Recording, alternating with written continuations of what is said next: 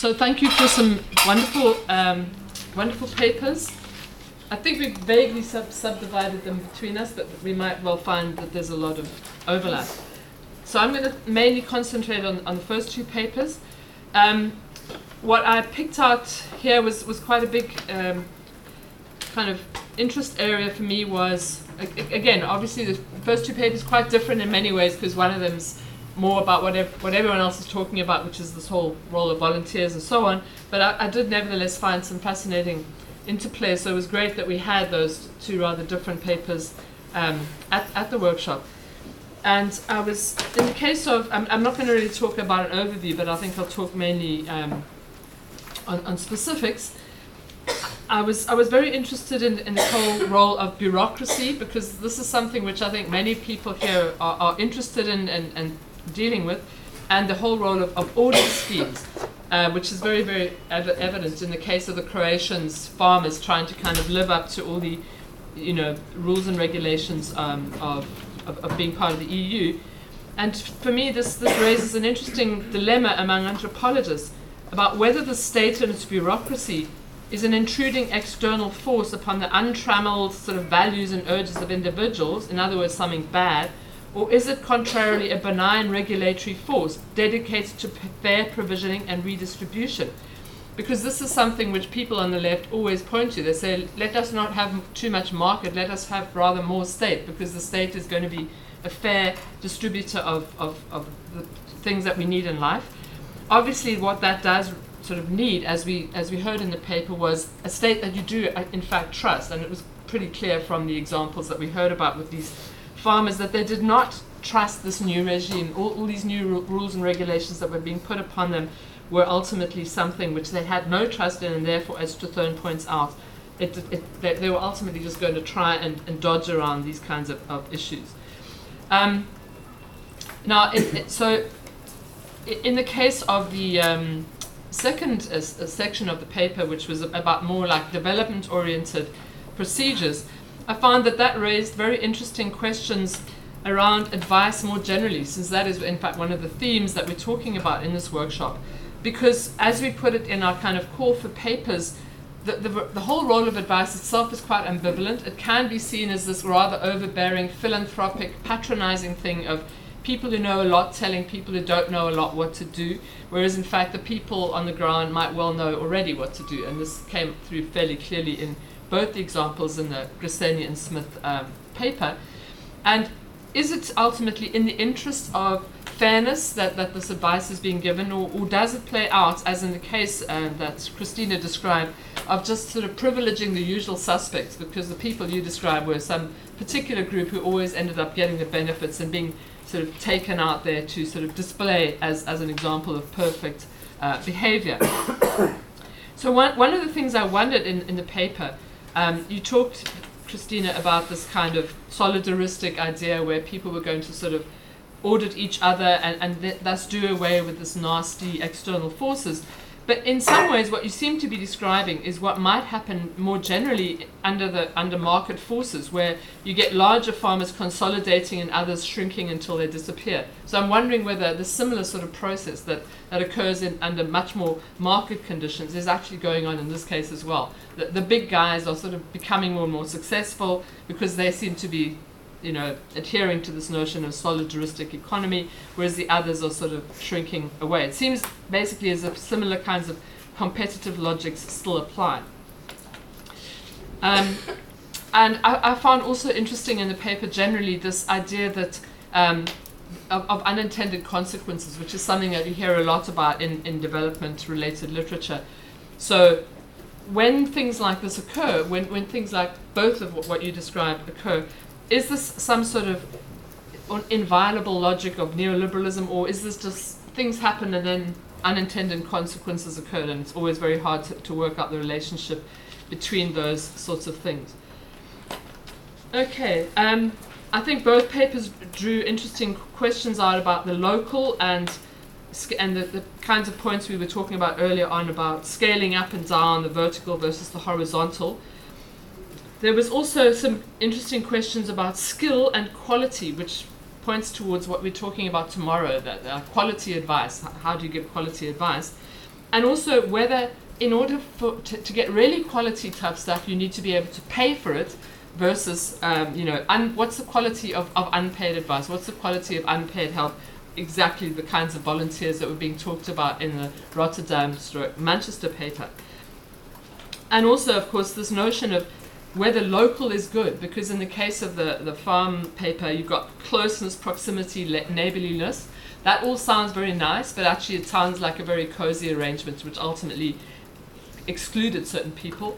Whereas in the papers we heard about earlier on today, we had much more of an emphasis on new kinds of solidarity, new kinds of neighborliness created out of adversity, people who didn't previously think of themselves in the same boat, but suddenly are now beginning to think of themselves in those ways. In the case of the Rotterdam versus Manchester, I was just wondering whether you had a sense of what exactly did account for the main contrast between the two. I sort of partly felt as though in the case of the British one, you had a very well-established welfare state that was now so downgraded, but it seemed like the volunteers were ultimately policing that welfare state. So in the absence of what was supposed to be done by the actual bureaucracy, they were taking its place. And I wondered whether the levels of that austerity, those austerity cuts, might have something to do with the differences between these situations that you described, because the people in the Manchester case seemed so aware of the fact that they were being kind of drawn upon to kind of prop up the regime, and they somehow felt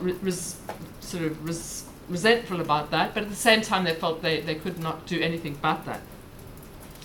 It also, the whole kind of volunteer papers did draw to mind some of earlier work in which I did, which is that especially in the field of development, volunteers are often being drawn upon, obviously to do unpaid labor, and brings up the whole unpaid versus paid labor thing, but in a sense, in order for volunteers to do stuff, they need to do they need a community to do stuff too. So it's almost, in order to be a volunteer, you have to have a community of people one step down the line to ultimately develop or to help or to advise. The advisor and the advisee has a certain kind of connection, and this of course gets much more complicated when you talk about these volunteer service users like you were talking about in your paper. So they are both advising and advised at the same time, so that the kind of boundaries get very, very unclear at that point. Okay, I think I have said my say about that, and I will ask some questions later on. So, as I was listening to your I was told to comment on Francisco, is that how I say your name? Francisco's paper, Antonio and Deborah's.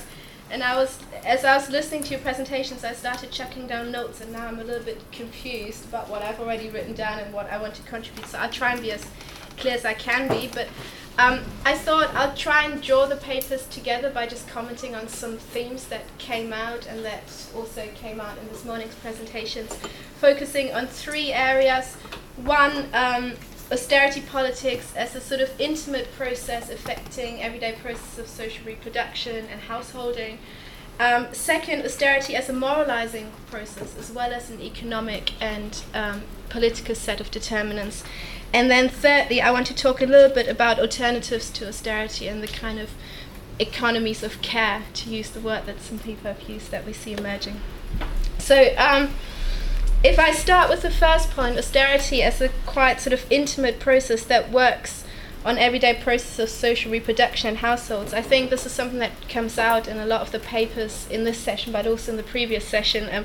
We tend to think of austerity as a set of abstract political and economic processes, but really what we can do as ethnographers or anthropologists is to study the very, very localized, most intimate effects of austerity politics. And I think what's important or interesting about that is that austerity politics tends to operate in precisely those domains that the state and the market consider to be private, the family home, people's households, right? That, at least in the sort of liberal tradition, are considered to be free of state intrusion and policy interventions. And I think that's an interesting sort of paradox, a dilemma to unpack. And I think within that context of talking about the most intimate spaces of social reproduction that austerity politics is affecting, gender becomes really important. Now, this is something that has been coming up but not really been theorized by any of the papers today, but it's absolutely there. I mean, Antonia, you talk about the women, this morning. met, I think, most of the activists that you talked about were women. In Anna's not here right now, in Anna's case study of evictions in Spain, you know, that they were all female informants. And I think that's a really important thing to reflect on and to theorize on, because it raises questions about the extent to which austerity is a process that works on social reproduction, but B, also a process that's deeply gendered and that affects women in particular kinds of ways as the main bearers of social reproduction and care. So that's sort of one thing that I think comes out in the papers. Another thing that I found interesting listening to the papers is this idea that austerity can be understood as a process of moralization and not just as an economic or political process. I wonder whether perhaps precisely because austerity politics operates in the realm of the family, the household, the kind of everyday space of social reproduction, whether because of that it makes it possible to moralize and stigmatize the people who are most affected by it. And what I mean by that is because, at least ideologically, the state doesn't really intervene in those areas, you know, according to classical liberal theory. The fact that people struggle in these areas, inside the home, you know, with access to food, access to housing, access to care, those struggles can then be moralized, and people can be marked out as potentially undeserving, precisely because the state doesn't consider it to be its responsibility to regulate people's home lives and family lives. And I think this is perhaps what we see unfolding with austerity politics. And I think it's important to remind ourselves here, and I think this is a point that Antonio raised earlier, that you know, the problem is, I think this is a quote that you mentioned earlier, that we never actually achieved a welfare state, you know. At least in Britain, the kind of model of the post-war citizen was that of the citizen worker. It was never that of the carer, you know, and women were treated as dependents of their husbands, and access to benefits was made dependent on that status of having a husband, a breadwinner in the house who was a citizen worker. And I think what we see is, as this model has come under attack, and Francisco talked about this in his paper, we've had an ever greater category of people who've been drawn into the scope of the welfare state and who now appear to be undeserving. And this is something that really comes out in all of the papers. You know, you talk about the kind of you know, the growth of the categories of people who are considered to be undeserving, who are unable to reciprocate in conventional terms. You talk about how, you know, kind of participation in these workfare programs is conditional on people getting certain benefits, so there's a real punitive aspect to it. And I mean, you didn't really speak about it in your presentation, but it's clearly in your paper where you talk about household indebtedness and the forms of the discourses of undeservingness that surround household debts.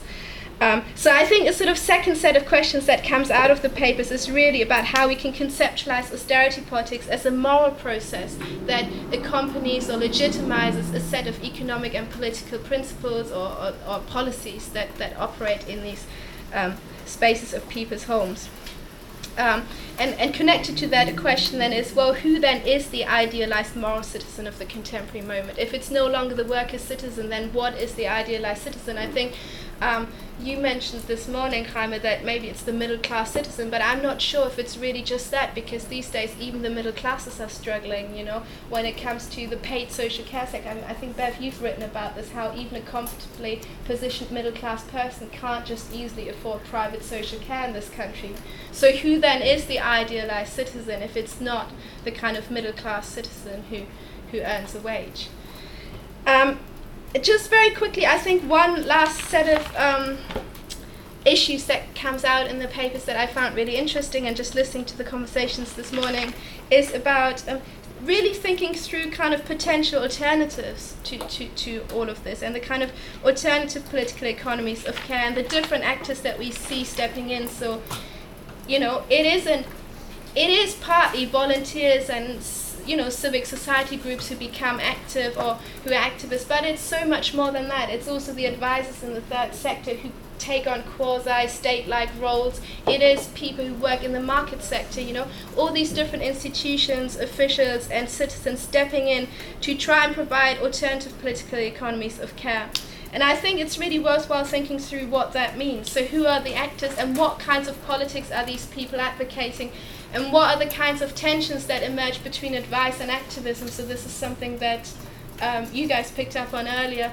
but also the kinds of struggles of different temporalities. Again, this comes back to your paper, Antonio, the sort of struggles for the present and the kind of immediate concerns that advisors have to address, and the kind of more long-term aspirations for change that perhaps a sort of more activist mindset would prioritize. So I think I'm going to leave it at that.